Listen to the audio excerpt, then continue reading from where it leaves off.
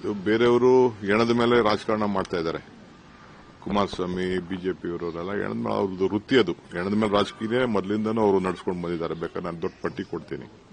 ಅವ್ರವ್ರ ಅಡ್ಮಿನಿಸ್ಟ್ರೇಷನ್ಗಳಲ್ಲಿ ಏನೇನಾಯ್ತು ಅಂತ ನಾನ್ ರಾಜಕಾರಣ ಅವ್ರ ತರ ರಾಜಕಾರಣ ಮಾಡಲಿಕ್ಕೆ ನನಗೆ ಇಷ್ಟ ಇಲ್ಲ. ಬಟ್ ನನಗೆ ಐ ಆಮ್ ವರಿಡ್ ಅಬೌಟ್ ಆ ಪಾಪ ಮಕ್ಕಳು, ಆ ಚಿಕ್ಕ ಮಕ್ಕಳು ಬಹಳ ನಾನು ನೋಡಿದೆ ಅಂತ 15 ವರ್ಷ ಮಕ್ಕಳು ಎಲ್ಲ ಈ ರೀತಿ ಆಗಿದ್ದು. 10 ಜನ ನಾನು ನೋಡಿದ್ದೀನಿ ನನ್ನ ಕಣ್ಣಲ್ಲೇ. ಅದನ್ನ ಯಾರು ಯಾವ ಫ್ಯಾಮಿಲಿನೂ ಡೈಜೆಸ್ಟ್ ಮಾಡ್ಕೊಳಕ್ ಸಾಧ್ಯ ಇಲ್ಲ. ಪೊಲೀಸ್ ಕಮಿಷನರ್ ಅವರು ನನಗೆ ಇಮಿಡಿಯೇಟ್ ಆಗಿ 10 ಮಿನಿಟ್ಸ್ ಅಲ್ಲಿ ಕ್ಲೋಸ್ ಮಾಡ್ಸಕ್ಕೆ ಒಂದು ಮಾಡಿ ಅಂತ ಹೇಳಿದ್ರು. ಇಮಿಡಿಯೇಟ್ ನಾನು ರಶ್ ಮಾಡಿದೆ ಅಲ್ಲಿಗೆ. ಪಾಪ ಅವ್ರ ಪೊಲೀಸ್ ಕಮಿಷನರ್ ಬಂದು ಹೇಳಿದ್ರು, ಇತ್ತಿರಿ 1-2 ಏನೋ ಹೆಚ್ಚು ಕಮ್ಮಿ ಆಗಿದೆ, ಸ್ವಲ್ಪ ಇಮಿಡಿಯೇಟ್ ಆಗಿ ರಶ್ ಮಾಡಿ 10 ನಿಮಿಷದಲ್ಲಿ ಮುಗಿಸಕ್ಕೆ ನೀವು ಏರ್ಪಾಟ್ ಮಾಡಿ ಅಂತ ಅಂದ್ಬಿಟ್ಟು. ನಾನು ಇವರು ಮ್ಯಾನೇಜ್ಮೆಂಟ್ ಅವರು, KCA ಮ್ಯಾನೇಜ್ಮೆಂಟ್ ಅವರು ಹೋಗಕ್ ಆಗ್ತಿರ್ಲಿಲ್ಲ.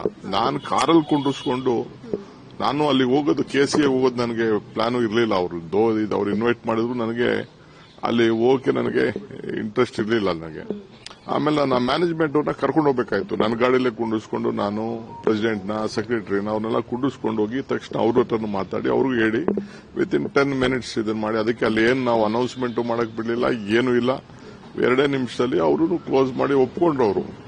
ಅವ್ರಿಗೂ ಏನು, ನನಗೆ ನಾನು ಇದಕ್ಕೆ ಹೋಗೋವರೆಗೂ ಕೂಡ, ಸ್ಟೇಡಿಯಂಗೆ ಹೋಗೋವರೆಗೂ ಕೂಡ ನನಗೆ ಹಿಂಗಾಗಿರುತ್ತೆ ನನಗೆ ಗೊತ್ತಿಲ್ಲ. ನಿಮ್ ಮೀಡಿಯಾವರೇ ನಂಗೆ ತಿಳಿಸಿದ್ದು. ಎಲ್ಲ ಫೋನ್ಸು ನಂಗೆಲ್ಲ ಜಾಮ್ ಆಗೋಗ್ಬಿಟ್ಟಿತ್ತು. ನಿಮ್ಮ ಮೀಡಿಯಾವ್ರು ನನಗೆ ತಿಳಿಸಿದ್ರು. ಮೀಡಿಯಾವರು ಈ ತರ ಆಗಿದೆ ಅಂತ ಅಂದ್ಬಿಟ್ಟು NDTV ಅವರು, ಟೈಮ್ಸ್ನವರು ಒಂದು 3-4 ಜನ ನನಗೆ ಕೇಳಿದ್ರು.